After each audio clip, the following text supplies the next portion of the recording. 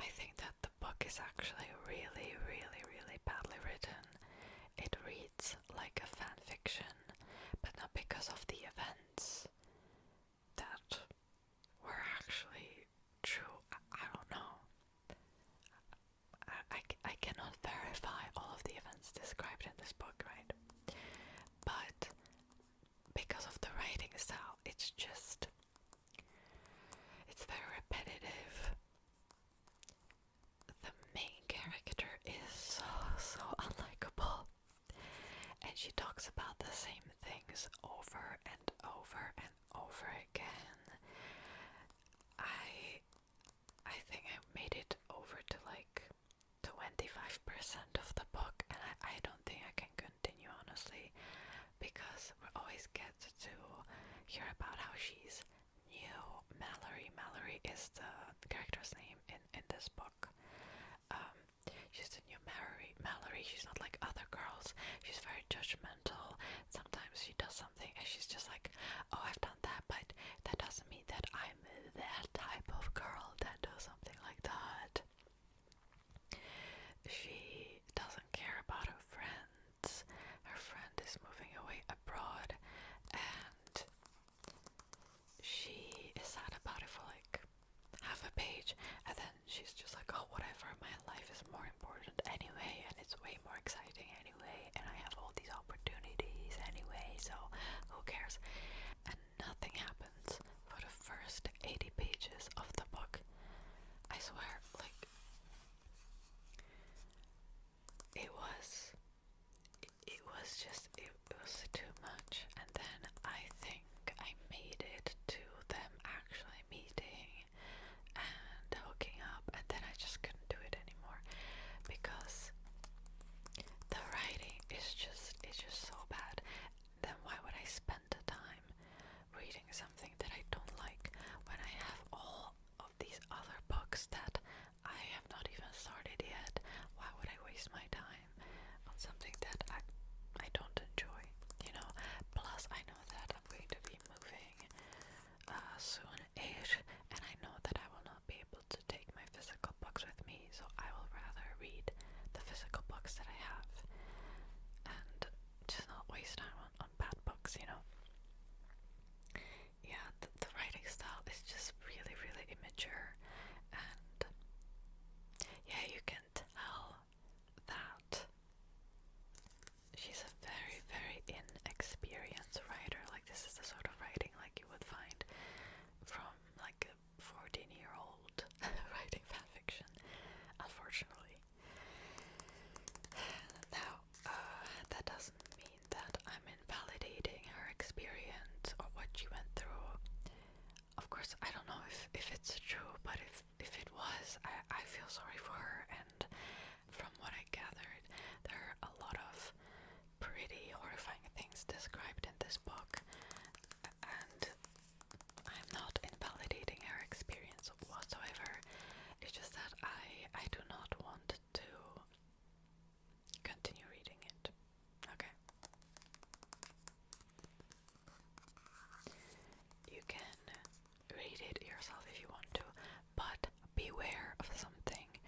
The book is kind of like a PDF. So let me show you. Here is a book playlist, for example. Can you see it? Oh, wait, maybe the brightness is too high, but I don't know if you can see it if I lower it down. Okay, that's better. It's kind of like PDF, and if you have a normal Kindle, well, I had an older one and I couldn't read it on that older Kindle because the formatting is like, it's like this, and my old Kindle just could not read it. Also, the book is pretty expensive. It's like $25 or something. It was that price when I bought it, and usually Kindle books are cheaper than print, so this book does not have print version, I believe. Also, supposedly, Maya Henry, the author, apparently she didn't write it because she needed the money. From what I gathered, her dad is a billionaire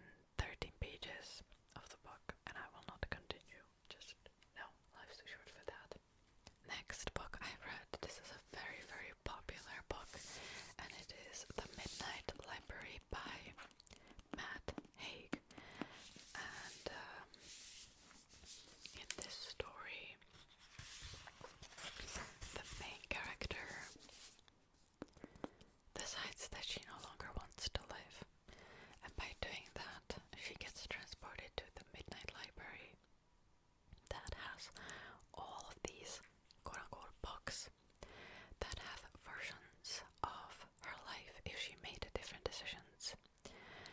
And she gets to experience all of these different lives. Now, the premise of the book is great, and I really enjoyed reading it. However, like a lot of other people that read this book, I did not like the ending. Yes, the ending is predictable, but okay, I'll try not to get into actual spoilers, but we learn that a lot of the things that were happening in her current life were kind of just like misunderstandings, and that actually it will be solved now, blah blah blah, and that's not how real life works. A lot of the times, if someone doesn't want to talk to you, it's because they don't want to talk to you, not because of a misunderstanding. And that part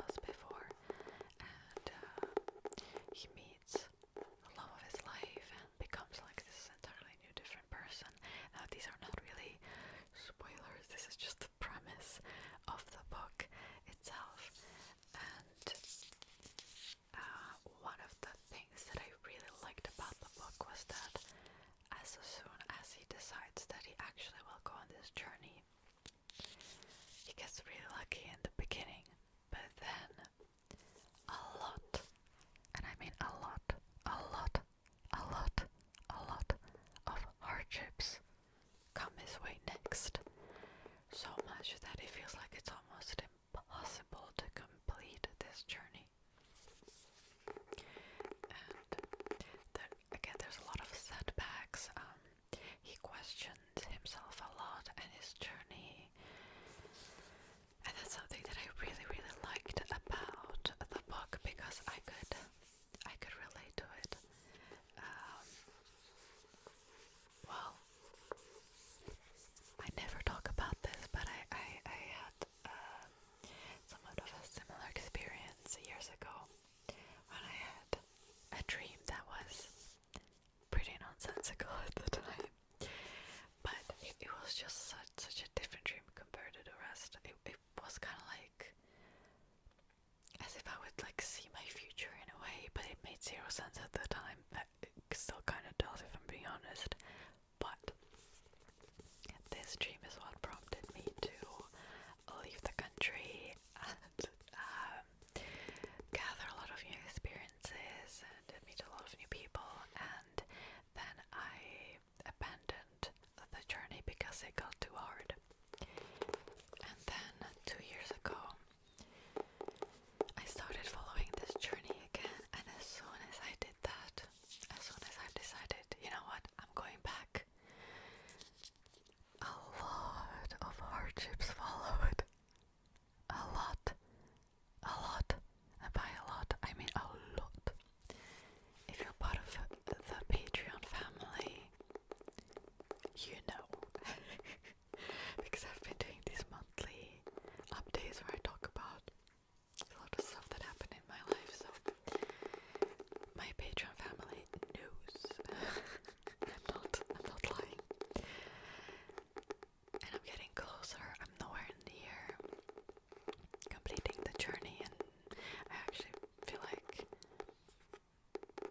it is it's supposed to be a personal legend that takes a lot of time, maybe almost the entire lifetime, so still technically at the very beginning almost. Anyways,